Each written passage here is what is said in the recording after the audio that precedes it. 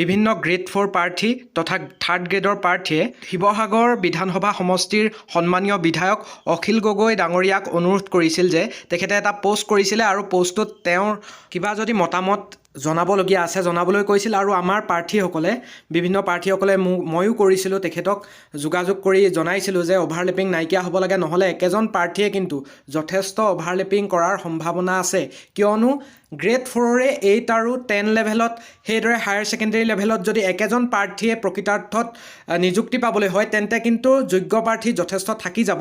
আৰু এই কথাটো আজি সন্মানীয় বিধায়ক অখিল গগৈ ডাঙৰীয়াই সংবাদ মাধ্যমসমূহৰ আগত উপস্থাপন কৰা দেখা গ'ল। আহকচোন চাওঁ আহক আজি সন্মানীয় বিধায়ক অখিল গগৈ ডাঙৰীয়াই সংবাদ মাধ্যমসমূহৰ আগত কি বুলি কয়।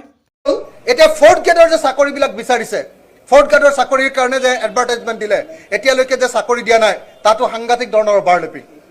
যেনেকৈ ধৰক ক্লাছ 8 লেভেলৰ পোষ্ট আছে 9,600টা, ক্লাছ 10 লেভেলৰ পোষ্ট আছে 4,300টা,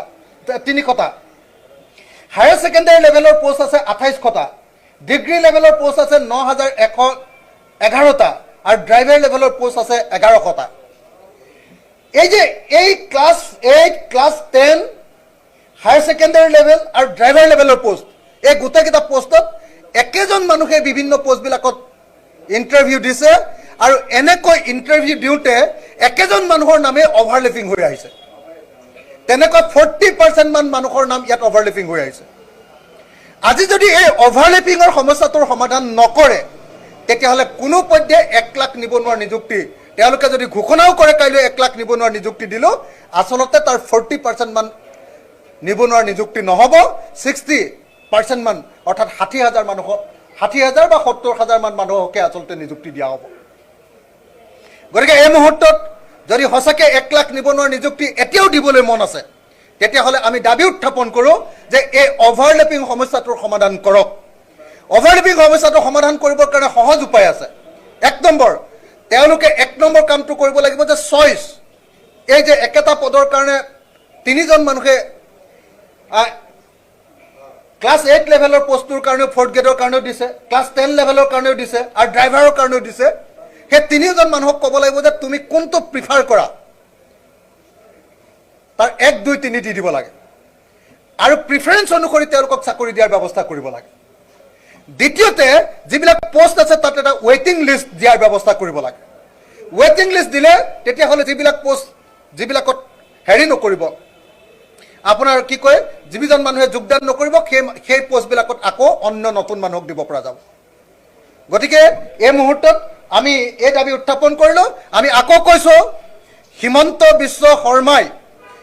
বিশ্ব শৰ্মা চৰকাৰ তেওঁলোকৰ প্ৰধান প্ৰতিশ্ৰুতিটো পূৰণ কৰাত ব্যৰ্থ হৈছে।